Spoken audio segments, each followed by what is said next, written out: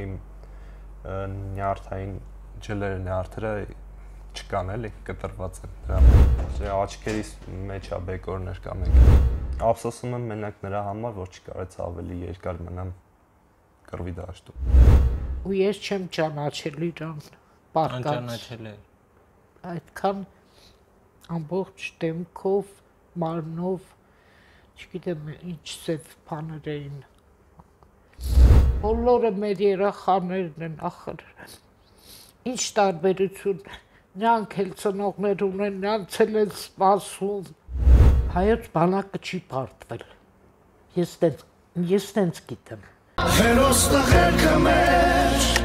ելանված ուխնի մեր, զովել չկա տղեք, կրվի ժամի։ Ողջույն հարգելի հայրենակիցներ, ես Արգամուստյանն եմ, դուք Արգամբլոգի YouTube-յան ալիքում եք եւ դիտում եք սիրելի եւ կարեւոր դարձած մեր հերոս տղերքը հաղորդաշարը։ Մենք սարի թաղում ենք, որպեսզի այցելենք մեր հերթական հերոսի բնակարան։ Բաղդասարյան Դավիթի տուն են գնալու, ով պատերազմի օրերին ծանր վիրավորում է ստացել, 11 վիրահատություն է տարել ոտքի հատվածում եւ մինչեւ հիմա ձեռնափայտով դժվարությամբ կարողանում է քայլել։ Սպասում են նոր վիրահատություններ տղայի մոտ, որից հետո հուսով ենք դրական փոփոխություններ կլինեն։ Իսկ մինչ այդ մնացեք մեզ հետ, որովհետև կարծում եմ Դավիթի եւ Դավիթի ընտանիքի հետ հետաքրքիր զրույց ենք ունենալու։ Ինչպես նաև լայքեք տեսանյութը, որպեսզի մեր հերոս տղայի մասին պատմող տեսանյութ ավելի մեծ տարածում գտնի։ Եվ մեկնաբանություններում դրական կարծիքներ գրեք տղայի մասին եւ բաժանորդագրվեք Արգամբլոգի YouTube-յան ալիքին, որպեսզի նոր թողարկումները մեր հերոսների մասին պատմող տեսանյութերը դիտեք առաջինը։ Խորին շնորհակալությունս հայտնում եմ հաղորդման գլխավոր հովանավոր Դիանա Սիմոնյանին, ով սրտացավ լինելով առաջին օրվանից մեր կողքին է եւ աջակցում ինչով որ հնարավոր է։ Շնորհակալ եմ նաև բոլոր այն մարդկանց, ովքեր անհատական աջակցություն են ցուցաբերում մեր հերոս տղաներին, զինվորներին։ Մնացեք մեզ հետ, քանզի համոզված եմ հետաքրքիր զրույց ենք ունենալու Դավիթի եւ նրա ընտանիքի անդամների հետ։ Ո՞նց ես իմ ախպեր։ Դժվարությամբ ես քայլում, հա։ Մի քիչ։ Հիմա լավ ես քեզ զգում արդեն։ Մենակ ոտքի ասնա։ Հա։ Որտեղ կարան գնանք, նկարենք։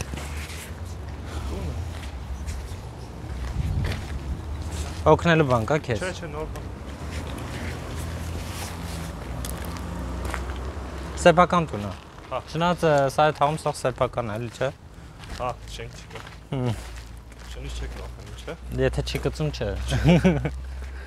Եթե կծում է շատ։ Չկա։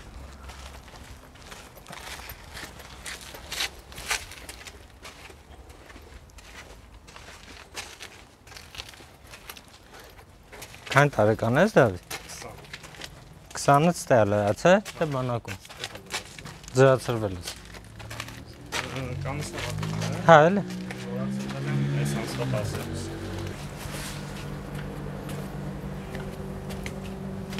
Ամիսեք։ Մերսի։ Ոչինչ որ մենք օշիկներով ենք։ Հա։ Ձեզ։ Կավա կծի։ Չէ, հաստատ չի կծի։ Հա։ Բարեցես։ Դավիթ ջան, ո՞նց ես։ Լավ եմ, մերսի շատ։ Արդեն կազդրվում ես։ Կա կամաց կազդվում։ Տրամադրվածությունը մարտական է։ Անպայման։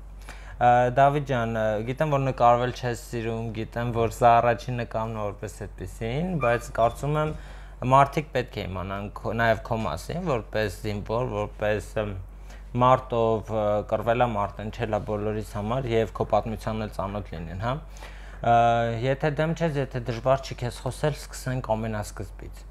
Որտեղ էիր ծառայում, որտեղ կռվեցիր, ինչ վիրավորում ստացար։ Ես ծառայել եմ Մատաղիսում։ Վիրավորումը ստացել եմ արդեն Մատաղիսից դուրս։ Այդ ժամանակ արդեն Մատաղիսից հետ էինք դուրս եկել։ Նոր դիրքեր կառուցելու ժամանակ վիրավորումը ստացել եմ։ Հրազենային վիրավորում, հա։ Ինչ հասկացու դժվարում ես քայլել։ Հա, փոքր դժվար է, այդքան էլ հեշտ չի։ Իմ նյարդային ջլերը նյարդերը չկան էլի, կտրված են դրա համար։ Իսկ ինչ են ասում բժիշկները։ Բժիշկները ասում են հələ պետք է մի տարին տոնը լրանա, նոր տենանք թե ինչ կարանք անենք։ Այսինքն վիրահատություն ամեն դեպքում ասում որ հնարավոր է։ Առանց վիրահատության հիմա այնա ինչ որ կա։ Ոտքը թեքա ոնց հասկացա։ Հա, մի փոքր թեքա ոտքս։ Իսկ ցավերը շատ ուժեղ են։ Հիմա արդեն չէ։ Հարմարվել ես։ Հա։ Վիրավորման պահ հիշում ես, Դավիթ։ Հա, հիշում եմ։ Մանրամասն կպատմես մեզ։ Մենք աղվեսափոսեր էինք սարքում, որպեսզի ռմբակոծության ժամանակ մեր վրա չընկներ, էլի, բաները։ Սարքելու ժամանակ ա եղել առավոտ շուտ ժամը 6-ին լուսաբացի մոտ։ Այդ ժամանակ Դա պատերազմի որերորդ օրն է արդեն։ դա հոկտեմբերի 6-ին ա տեղի ունեցել։ Okay։ Աղվեսափոսը փորելու ժամանակ գրադի սնարյադն ա ընկել մեր կողքը, հենց վիրավորումը ստացել ենք մի քանի հոգով ենք եղել էլի։ Ես ու էլի 3 տղա։ Այսինքն 3 բոլոր վիրավորվել եք այդ պահին։ Տղաների վիրավորումներն էլ ածաներ։ Ամենածանրը ես եմ մեջներից։ Ամենածանրը դու ես։ Հա։ Հետո քեզ տեղափոխվում են հիվանդանոց։ Տեղափոխում են սկզբից Մարտակերտի հոսպիտալ, հետո Ստեփանակերտ, հետո Իզմիրլյան բժշկական կենտրոն։ Ընտանիքի մտերիմների հետ հանդիպումը տեղի ունեցավ Երևանում։ Երևանում հոկտեմբերի 7-ին։ Դու ես ասել վիրավորման մասին։ Հա, զանգել բուժքույրն ա ասել։ Բուժքույրը ծնողներին ասել։ Հա։ Իսկ ինչ հաճախականությամբ էր կարողանում կապ հաստատել այդ օրերին ընտանիքի անդամների հետ, որովհետև շատ բարդ էր այդ ամեն ինչը նաև։ Դժվար է եղել 2 անգամ եմ այդ մի քանի օրվա ընթացքում կապնվել, որովհետև հեռախոսի զայատկա դնելը դժվար էր էլի։ Պատկերացնում եմ ընտանիքի անդամների համար ինչ դժվար է եղել, երբ որ լուր չունեին քեզնից ոչ մի բան, ընդամենը 2 անգամ ես կարողացել զանգել պաստորեն։ Հա։ Դավիթ, կոնկրետ ուզում եմ հասկանամ, հա, տղաների մարտունակությունը այդ օրերին ինչպիսին էր։ Բարձր էր։ Բոլորը մարտական տրամադրված էին, ոչ մեկ միտք չուներ, ասենք հետ գնալու միտք չուներ, բոլորը մինչև վերջ կռվում էին։ Այս բացի ոտքը ուրիշ վիրավորում չունես բեկորային կամ աչքերիս մեջ է բեկորներ կամ եկել։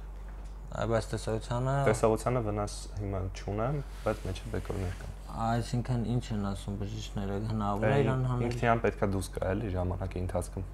Հասկացա, բայց ցավեր լինում է ծակոցներ երևի։ Չէ։ Չէ, սովորել ես։ Մեն աչքերին ասում։ Հա։ Հասկացա։ Իսկ ընկերների հետ կարողանում ես կապ հաստատել, շփվում եք։ Մի քանիսի հետ կարողանում եմ շփվում եմ։ Հաճախ եք շփվում, տեսնվում եք։ Դե չէ։ Իսկ տանից դուրս գալիս ես, Դավիթ, կարողանում ես թե ոտքի հետ կապված Շատ քիչ եմ դուրս գալիս,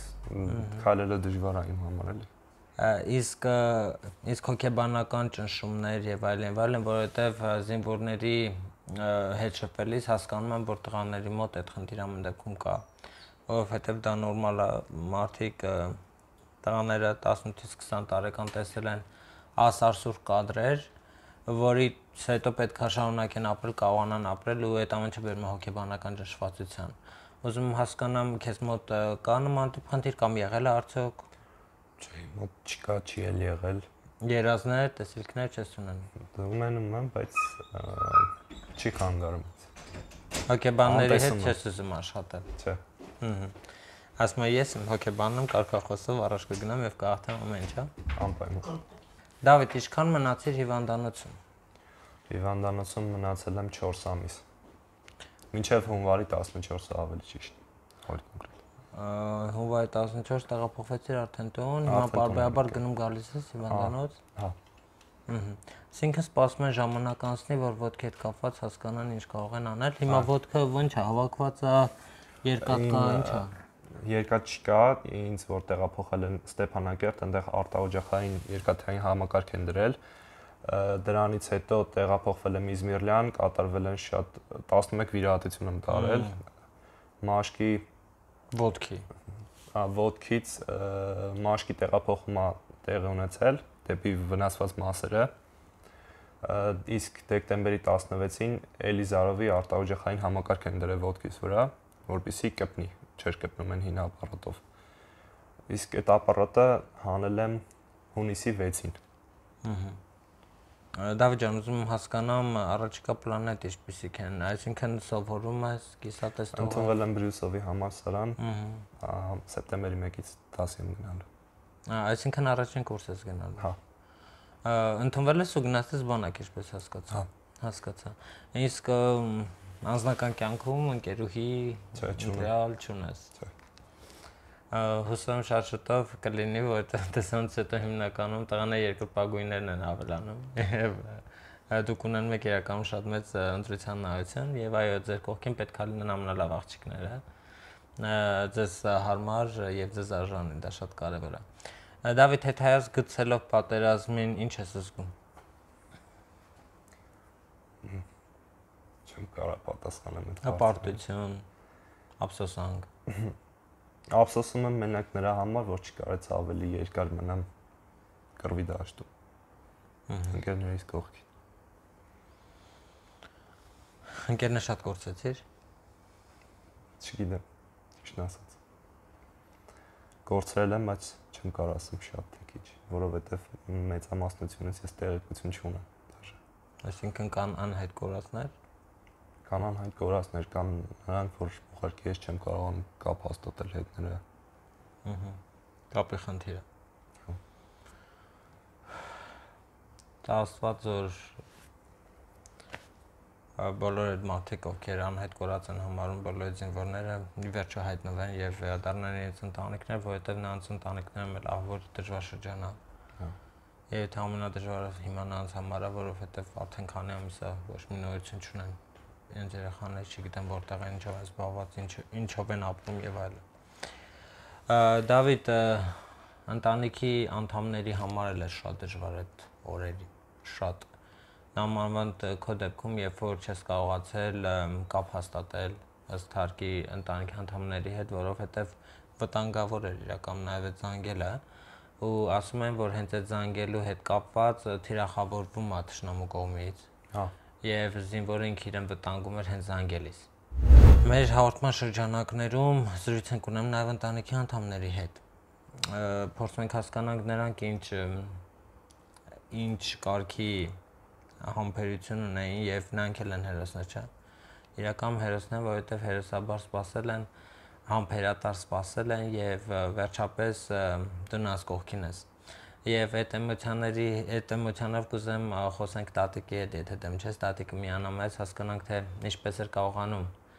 Եվ թե 3 պատերազմ արդեն տեսած կինը պայքարել այս դեպքում արդեն մի պատերազմում որտեղ սեփական թորնիկներ առաջնագծում։ Տիկին Շողիկ, գիտեմ, որ ձեզ համար շատ դժվար է խոսել այդ օրերից։ Գիտեմ, որ ահավոր դժվար բարդ օրեր եք հաղթահարել ամբողջ ընտանիքով։ Քանի որ ընտանիքի մյուս անդամները աշխատանքի են սպահին, թորնիկի խնամակալությամբ հիմնական օրվա ընթացքում դուք եք զբաղվում։ Այո։ Ինչեւ ծնողները տուկը։ Ես եմ։ Իսկ այդ օրերին այդ օրերի մասին չեմ կարող խոսել, որտեվ մենք կապ չունենք իր հետ պատերազմի սկսվելուց։ Մի անգամ կարողացավ զանգել ուրիշի հեռախոսով, միայն կարողացավ ասել, որ ես լավ եմ։ Այդ չէր կարելի երևի ավելի երկար խոսել, հասկանալի նկատառումներով, որպեսզի թշնամին չկարողանա թիրախավորել այդ հատվածը եւ հաջորդը ես իմացել եմ կոնկրետ ես եւ իր մայրը իմացել ենք իրավորվելու մասին հոկտեմբերի 8-ին, որովհետեւ իր հայրը մեզ չի ասել, որ հայրը ավելի շուտ է իմացել։ Հա, իրան չգիտեմ ով էր զանգել, ասել էին, որ վիրավորը հիվանդանոցում։ Ինքը տեսել էր արդեն Դավիթին, բայց մենք չգիտեինք, մեզ չէին ասում, մեզ չէր ասում։ Եվ ամսի 8-ի առավոտյան պարկած էի դեռ չեմ վեր կացել անկողնուց, ասեց չես ուզում վեր կենաս մամ, ասեցիք վեր կենամ ինչ անեմ, բանով, ասեց չես ուզում գնանք Դավիթին տեսնենք։ Ասեցի որտեղ, ու թափով վեր կացա, ասեց վիրավորա հիվանդանոցում։ Ես էլ չեմ կարող պատկերացնել, թե ինչ կատարվեց։ Ես չգիտեմ, մի կերպ գնացինք հիվանդանոց, չէին թողնում վերակենդանացման բաժնում, իհարկե չի կարելի։ Միայն մորը ասեցին մի 2 րոպեով կարող ենք թողնել, ասեցի մեկա, ես չեմ գնաց տեղից մինչև չտեսնեմ, ու ես չեմ ճանաչել իրան պարկած։ Անճանաչել է։ Այդքան ամբողջ դեմքով, մարմնով, չգիտեմ ինչ սև բաներ էին։ Հետո արդեն ինչ ասեմ։ Դա եթե գիտակցության էր այդ ժամանակ, երբ որ դուք տեսաք, գիտակցություն տեղն էր։ Հա, ինքը ասեց, ստեղամ, լավ եմ, ասում դու ոնց ես, վայ, ինչ պատասխանեմ ես իրան, երբ որ ինքը տենց պարկած, ասում է ես լավ եմ, դու ոնց ես։ Ասեցի գիտակցությունը չես գործել, Դավիթ։ Գիտակցությունը այդ ժամանակ տեղն էր, որ ես եմ տեսել, միջև այդ չգիտեմ ոնց է եղել։ Իսկ վիրավորվելու ժամանակ Գիտակցությունը ստեղից է։ միշտ ամեն ինչը տեսել ես, գիտակցել ես։ Ինքը իր վիրահատություններն է բոլորը տեսել։ Այսինքն Եվ նկարել, թե ինչ են անում իր հետ։ Ամեն ինչ ինքը տեսել է։ Արդյունք եղել վիրահատության ժամանակ, տեղային անզգայնացում է եղել։ Այդ ցավերին ոնց էր դիմանում, ես չգիտեմ։ Չգիտեմ, դա ամպերպելի ցավ է։ Ու դեն շարունակ ինչև քիչ, որ արդեն դեմքը թևերը բան լավ էր արդեն, միայն ոտքն էր, շատ ցավ էր, մեծ ցավ էր, բայց դիմացանք։ Ինչ անենք, եթե ինքը դիմանում էր, մենք ստիպված էինք դիմանալու։ Ինչև հիվանդանոցի, մենք նոր տարին հիվանդանոցում ենք նշել։ Մենք ստեղից գնացել ենք բոլորս, հայրը, մայրը, եղբայրը, քույրը, ես գնացել ենք ընդեղ ենք նոր տարի նշել, որտեվ ինքը ընդեղ էր և չէին, դեռ այն վիճակում չէր, որ դուրս գրեին, չնայած մի 14 օր հետո դուրս գրեցին, բայց որ ինչ ասեմ,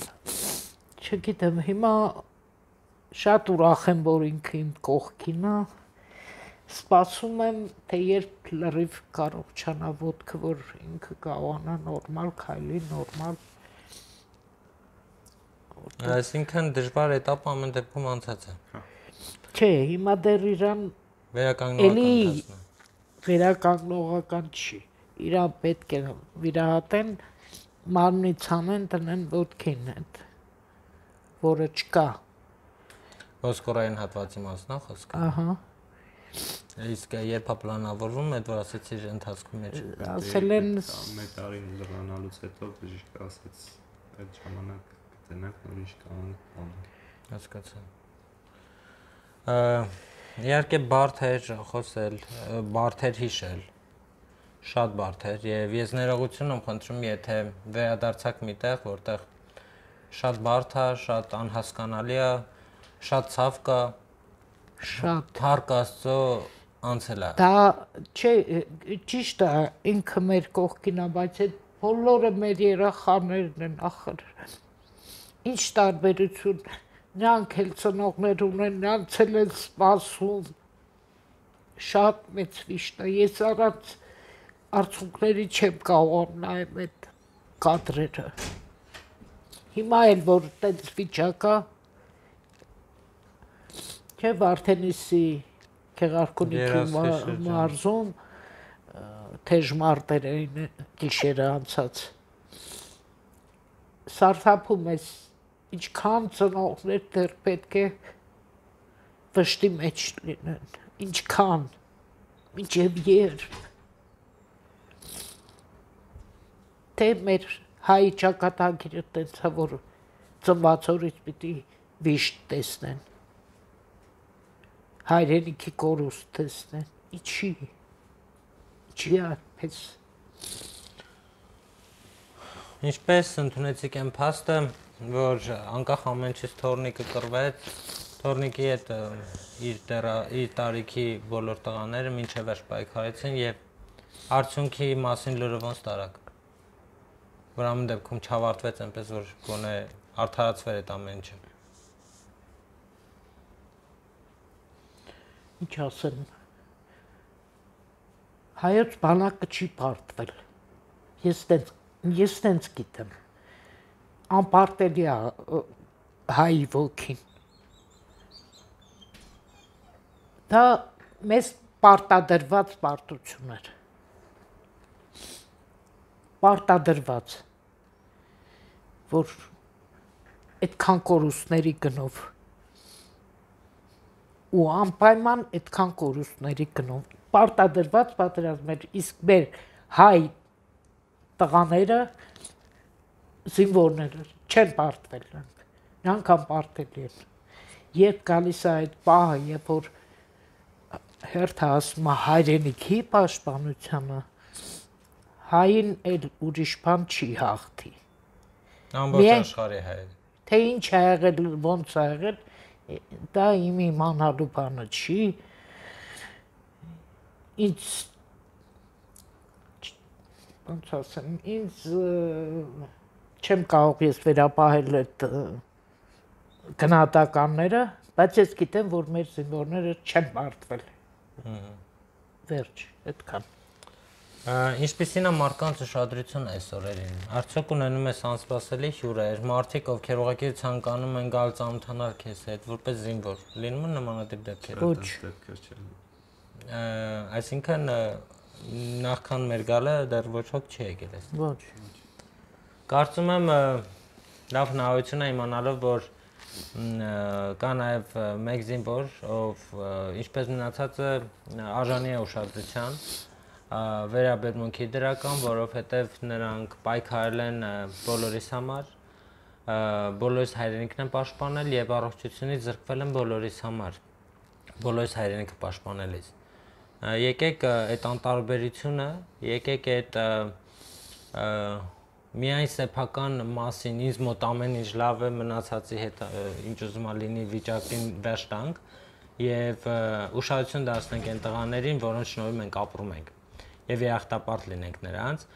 Եթե ցանկանում եք Դավիթի հետ ծանոթանալ, նոր ծանոթություններին դեմ ես, կարծում շատ մարդիկ կցանկանան անձամբ գալ, ծանոթանալ եւ դա էլ կփոխի դրական առումով, չէ՞, հոգեվիճակը։ Իհարկե դեմ չենք։ Եթե ցանկանում եք իրականում Դավիթին հյուր գալ կամ տեսակցել կամ ծանոթանալ պարզապես տղայի հետ, ապա գրեք ինձ Instagram-ով եւ ես մեծ սիրով տղայի կոնտակտը կտրամադրեմ եւ անկախ այդ անտարբեր մասայի որ կա մեր հասարակության որ ապրում է կան նաեւ այնպիսի մարդիկ ովքեր գիշեր ցերեկ ապրում են զինվորների ինչպես լինելով, հա, այսինքն անդադ զանգել, հարցնել ինչպես են ահերթով բոլոր զինվորներից, կան նաև այդպիսի մարդիկ, ովքեր նույնիսկ Հայաստանում չապրելով, չգիտեմ, զինվորները իրենց թույլ կետերն են եւ զանգում են ժամերով լացում են, մինչև փորձում հանգստացնել արդեն մոտ 20-25 րոպե անցնում է եւ դրանից հետո ուղղակի մարդիկ ուզում են հասկանալ, մեղավոր են իրենց զգում Եվ ամեն մեկը ուզում է ինչ-որ բանով օգտակար լինի անհատական զինվորներին, հա։ Եվ Դավիթ ջան, մենք փոքրիկ ֆոնդ ենք ստեղծել եւ փորձում ենք ամեն զինվորի տուն գնալիս դրամական նվեր փոխանցել։ Ինչի դրամական, որովհետեւ ես չգիտեմ դու ինչ նվեր կցանկանայիր եւ ուզում եմ որ ընտրությունը ինքդ կատարես եւ շնորհակալություն բոլոր մարդկանց, ովքեր աջակցում են մեր հաղորդաշարին եւ շնորհակալություն Դիանա Սիմոնյանին, որ աջակցում է մեր հաղորդաշարին եւ շնորհակալություն բոլոր այն մարդկանց, ովքեր անհատական աջակցություն են ցուցաբերում մեր հերոս տղաներին եւ այս կարեւոր նախագիծը իրականում երկար կյանք է ունենում եւ եթե դեմ չես Դավիթ ջան, ես ուզում եմ նրանց նվերը փոխանցել քեզ, հուսալով որ այս ընթացքում քանի որ զինվորների ընտանիքում շատ են ծախսերը, կներեք, ինչ որ բանով օգտակար կլինի։ կներեք, իհարկե, ես մի բան ասեմ, այո, Դավիթը տուն է եկել, չէ, հիվանդանոցից, որ մեկը եկավ, չեմ հիշում անունը, իր տղայի հետ փոքրիկ, Դավիթին նվիրեց ներքնակ, այդ օրթոպեդիկ ներքնակ, ու ինքը ասեց, որ ես ուզում եմ ինքս անձամբ հանձնել, որպեսզի իմանամ իսկապես ում եմ օգնել։ Այդ նվերը մենք ստացել ենք։ Ես մոռացել եմ այդ մասին, կներեք իհարկե։ Եվ շնորհակալություն ենք հայտնում իրան։ Ես իհարկե մոռացել եմ իր անունը, թողների ինձ։ Այդ նվերը մենք ստացել ենք։ Դավիթ ջան, սիրո փոխանցում եմ բարի մարդկանց նվերը եւ շնորհակալություն հայտնում բոլոր մարդկանց, ովքեր դեռևս չեն դարձել անտարբեր եւ հատուկ շնորհակալություն իհարկե հաղորդման գլխավոր հովանավոր Դիանա Սիմոնյանին։ Շատ մեծ հայ է Դիանա Սիմոնյանը եւ առաջին օրվանից մեր կողքին կանգնած է հաղորդման եւ մենք արդեն 300-ից ավել զինվորների ենք կարողացել նկարել եւ այդ ամեն ինչում շատ մեծ դերակատարում ունի մարդը։ Ես խոնարհվում եմ նմանատիպ մարդասակների առաջ, ովքեր ունենալով ինչ-որ հնարավորություն փորձում են ինչ-որ մի մաս այդ հնարավորության կիսել զինվորների հետ։ Դա կարծում իրականում մեծ հայ մասին է խոսում եւ շնորհակալություն իրականում բոլոր բարի մարդկանց նաեւ։ Շնորհակալություն, ովքեր ցավակցում են, ովքեր փորձում են ինչ-որ չափով թեթևացնել զինվորի հոգսը։ Շատ շնորհակալ եմ։ Ես ուզում եմ շնորհակալություն հայտնել հետաքրքիր զրույցի համար։ Ես ներողություն եմ խնդրում եւս մեկ անգամ, որ ստիպված եղեք վերհիշել դժվար օրերը։ Ոչինչ։ Բայց կարծում եմ զինվորի մասին պետք է իմանան բոլորը։ Նրա սխրագործության մասին պետք է իմանան բոլորը։ Եվ ես կարծում եմ, որ մենք ունեցանք ստացված զրույց, Դավիթ ջան։ Ես ուզում եմ քեզ առողջություն մաղթել։ Դու շատ ուժեղ տղա ես եւ կարծում եմ, որ շատ շուտով քեզ տեսնելու եմ ավելի ապակինված տարբերակով։ Ես ձեզ համբերություն եմ մաղթում։ Ես հասկանում եմ, թե ինչքան դժվար է ձեզ համար տեսնել թորնիկին անճանաչելի հիվանդանոցում։ Հետո տեսնել, որ դժվարանում է քայլել։ Այն տարբերակում, երբ որ առողջ ճանապարհել եք բանակ։ Բայց այս դեպքում պետք է աղոթել եւ շնորհակալություն հայտնել, որ գոնե ունեք այդ հնարավորությունը նրա ներկայությունը զգալու։ 7 եկեղեցի եմ գնացել, իմ շնորհակալությունը հայտնել, որ բալեն ողջ եւ առողջ է։ Ոչինչ։ Դա ժամանակավոր բան է, որը հույս ունենք մինչև մի տարի, հիմա 2 տարի ինքը Ցանցածում վիրահատությունից հետո ամեն ինչ լավ է լինելու։ Համբերություն եմ մաղթում ձեզ եւ համոզված եմ, որ Դավիթի կյանքում ամենալուսավոր ու դրական օրերը դեռ առջևում են։ Իհարկե։ Այո, եւ դեռ համոզված եմ նաեւ, որ քեզ նման խելացի տեսակների մասին դեռ շատ ենք լսելու, Դավիթ ջան, եւ ուզում եմ շնորհակալություն հայտնել քեզ քո արած ամեն ինչի համար։ Շնորհակալ եմ։ Հարգելի հետևորդներ, դուք Արգոն բլոգի YouTube-յան ալիքում եք, դիտում եք մեր հերոսվերքը հաղորդաշարը։ Մենք քաղաք Երևանում ենք Բաղդասարյան Դավիթի բնակարանում, ով ծանր վիրավորում է ստացել պատերազմի օրերին, մասնավորապես ոտքի շրջանում եւ 11 վիրահատություն է արդեն ստացել տղան, կատարել են 11 վիրահատություն եւ դեռ մի քանիսն էլ կարծես թե առջևում է։ Տղան դեռևս դժվարանում է քայլել, բայց կարծում եմ, որ շուտով արդեն հերթական վիրահատությունից հետո ամեն ինչ կկարգավորվի տղայի մոտ եւ Դավիթը կվերադառնա բնականon կյանքի ռեժիմին։